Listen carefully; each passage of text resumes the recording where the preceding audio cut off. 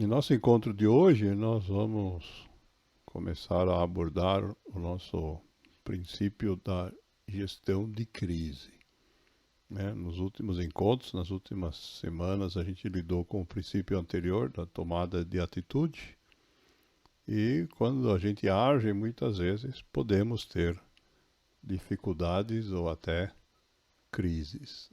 A figura aí ilustra que um efeito dominó que nós temos na queda aí das peças, né? Uma peça caindo, podem cair muitas, mas nós podemos fazer alguma coisa para lidar com isso.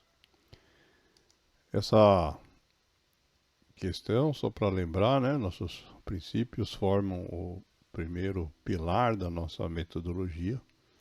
E a tomada de atitude e a gestão de crise são os princípios que mais se relacionam com a questão da disciplina. Quando a gente age, nós sempre temos que escolher em que momento agir, e aí nós estamos lidando com questões que envolvem o tempo e, portanto, a disciplina.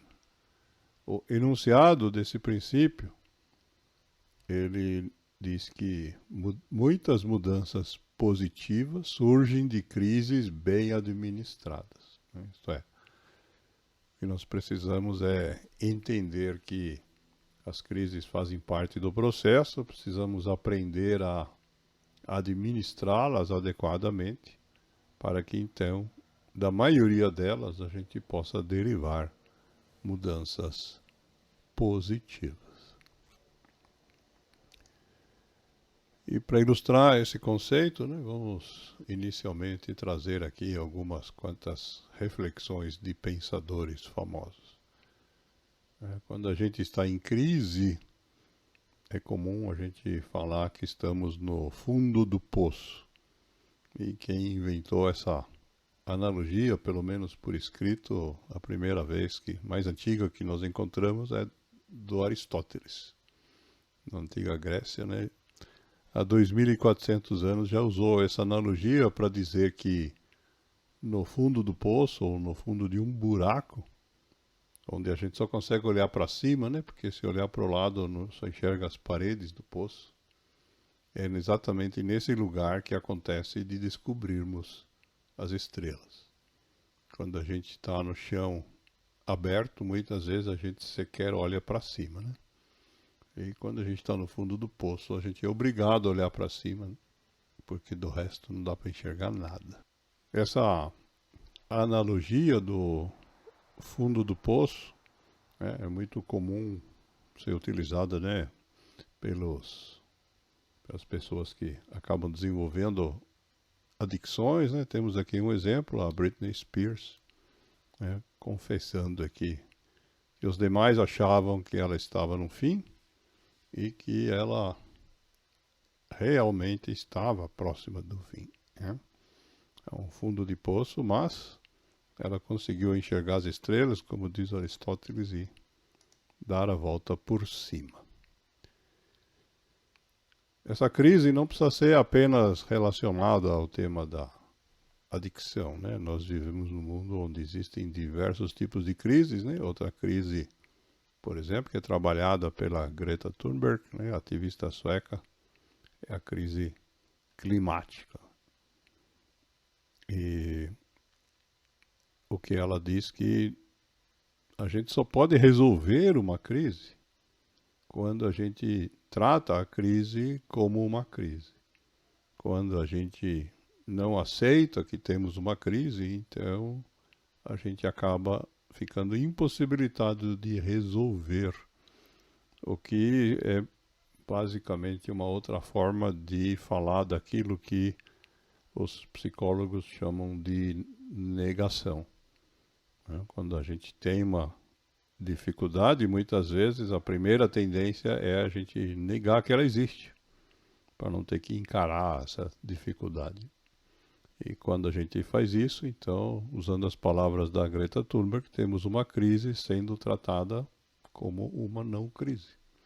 E, portanto, não podemos resolvê-la, né? Admitir que temos um problema é o primeiro passo.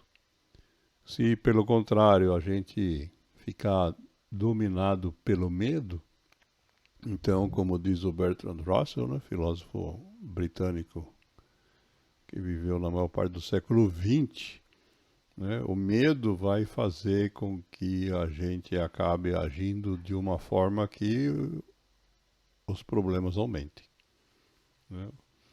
O medo do desastre, diz ele, faz com que todos ajam de forma a aumentar o desastre. Se a gente ficar em medo ou até entrar em pânico, né, que é o medo exagerado, o resultado é só aumentar o tamanho do desastre, da dificuldade ou da adversidade. E esse pânico, se a gente chegar nesse nível, né, como diz o psiquiatra inglês, que usa o pseudônimo aí de Dalrymple nos seus livros, né, o pânico em si ele é tão grave, né, que geralmente acaba sendo mais perigoso do que a situação que o causou, né? Tanto isso é verdade que na psiquiatria a definição da síndrome do pânico é considerada um transtorno por si só, diferente de outras questões aí relacionadas ao medo, né? Para quem não conhece, essencialmente o transtorno do pânico é o medo patológico de sentir medo. A pessoa fica dominada simplesmente pelo medo do medo. Muito louco, mas é isso. Do outro lado, Einstein nos lembra que no meio das dificuldades, né, sejam lá de que tipo elas forem, é onde de fato está a oportunidade. Quando a gente vive num mar de rosas, né, a gente não enxerga oportunidades de melhorar, né? Esse conceito foi tratado por muitos autores. Já no século XVIII, Chateaubriand escreveu que os momentos de crise suscitam um redobrar de vida nos homens, né? Nesses momentos que a gente pode, de fato, melhorar.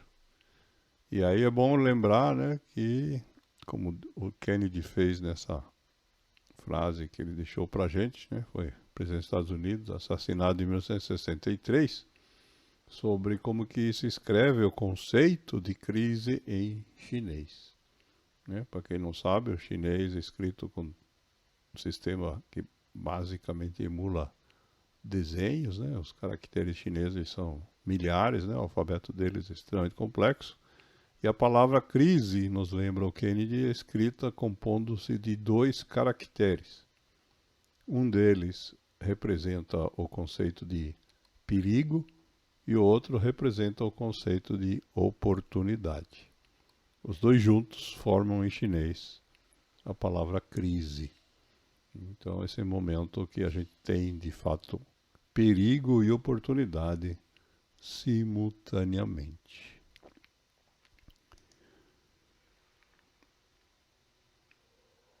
Outro que tratou dessa questão, o Dalai Lama, né, quando diz que o período de maior ganho em conhecimento e experiência é o período mais difícil da nossa vida. E temos aqui uma frase de autor desconhecido, né, que nos lembra o seguinte: toda crise contém ao menos 3 elementos. Pode ter mais, é claro. Toda crise tem, em primeiro lugar, prazo de validade. O que significa isso? Toda crise, uma hora, acaba. O segundo elemento é que toda crise tem uma solução. Existe uma forma de superá-la. Ou, como dizem, de sair do fundo do poço. E em terceiro lugar, existe como componente da crise uma lição. Isto é, a gente pode aprender algo importante a partir de cada crise. Esse conceito se aplica, não, só para a gente exemplificar aqui, em todas as áreas da vida, né? Temos aqui uma frase do Abílio Diniz, falecido recentemente, né, que relaciona inclusive essa questão com a questão da popularidade das marcas, né? Diz ele que os períodos de crise, né, são oportunidades extraordinárias para marcas menos conhecidas. É nesse momento, né, que a composição da participação de mercado das marcas de produtos, né? Lembrem, ele foi administrador de uma grande rede de supermercados, né? É que as marcas menos conhecidas podem ganhar terreno em relação às marcas que eram líderes.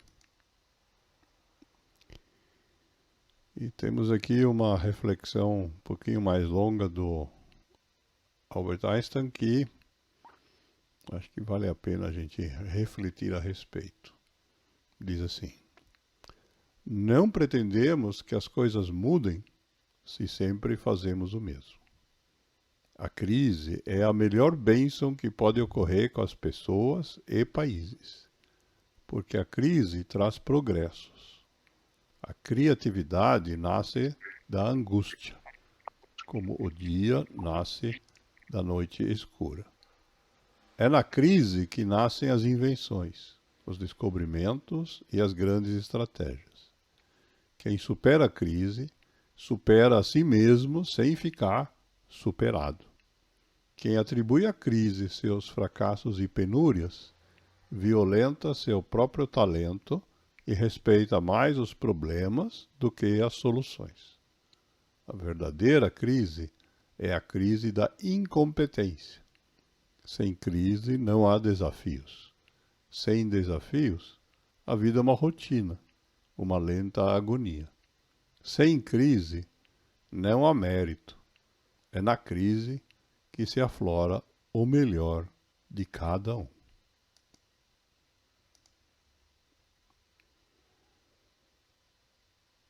E uma outra visão aqui, outro pensador que nós já citamos muitas vezes, o Eckhart Tolle, né, ele relaciona aqui como a gente lidar com essa questão.